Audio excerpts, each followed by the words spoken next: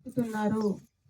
ఏంది దీనికి కారణమని బృహస్పతి కొడుకు కచుడు సాధన చేసి ధ్యానంలో చూసుకుంటే ఆయన మృత సంజీవని విద్య నేర్చుకున్నాడు శుక్రాచార్యుడు.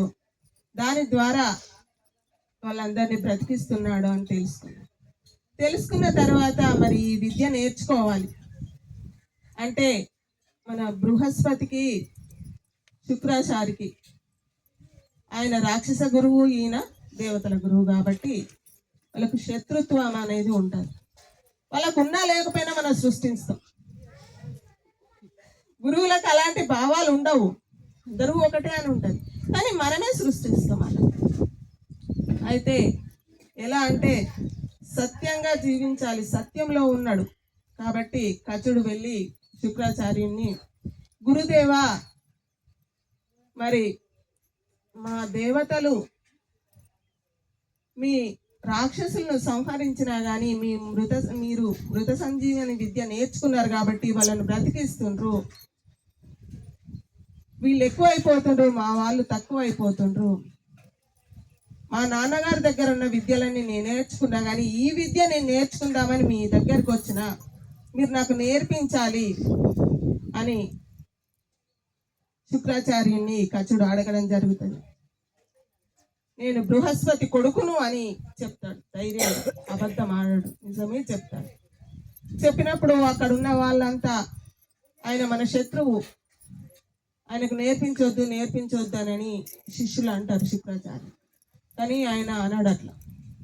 గురువు అన్నప్పుడు విద్యను శత్రువుకైనా మిత్రునికైనా ఎవరికైనా తన దగ్గర ఉన్న విద్య నేర్పించాలి కాబట్టి నేను నేర్పిస్తాను అని ఆయన మాట ఇవ్వడం జరుగుతుంది. మాట ఇచ్చిన తర్వాత ఆశ్రమంలో ఉండాలి కదా, నేర్చుకోవాలంటే ఆశ్రమంలో ఉన్నప్పుడు చాలా హింసలు పెడతారు అందరు. ఇలాగైనా వెళ్ళిపోవాలి, ఈ మృత సంజీవని విద్య నేర్పించొద్దు గురువు గారు ఈ కచునికి అని ఆయనను బాగా హింసలు బాధలు పెడతారు. అయినా కానీ ఆయన అన్నిటికీ తట్టుకొని అక్కడే ఉంటాడు. అక్కడే ఉంటే వీడు వెళ్ళేటట్టు లేడు, వీడిని ఏం చేద్దామనని చంపేస్తారు.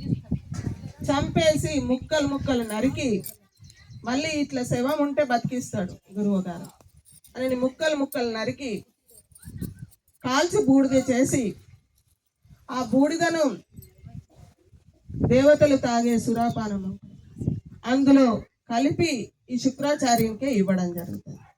ఆయనకు తెలియక అది తాగేస్తాడు. తాగేసిన తర్వాత నాయన కచుడా ఎక్కడున్నావు అని పిలవడం జరుగుతుంది. పిలిచినప్పుడు ఎక్కడా లేడు ఆయన లోపలనే ఆయనకు కనిపించినప్పుడు ఎలాగో మరి ఆయన్ను బ్రతికించాలి, బయటకు తీయాలి. అంటే ఆయన బ్రతకాలంటే ఈయన చనిపోతాడు, పొట్టవలకు కొట్టుకొని బయటకు రావాలి.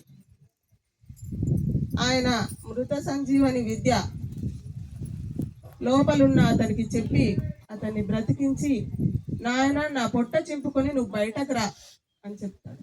ఆయన ఏది ఆలోచించాడు, మరి శత్రువు కొడుకు కదా, నేను ఇది నేర్పించిన తర్వాత నన్ను బ్రతికించకపోతే ఎలాగో అని ఆలోచించాడు.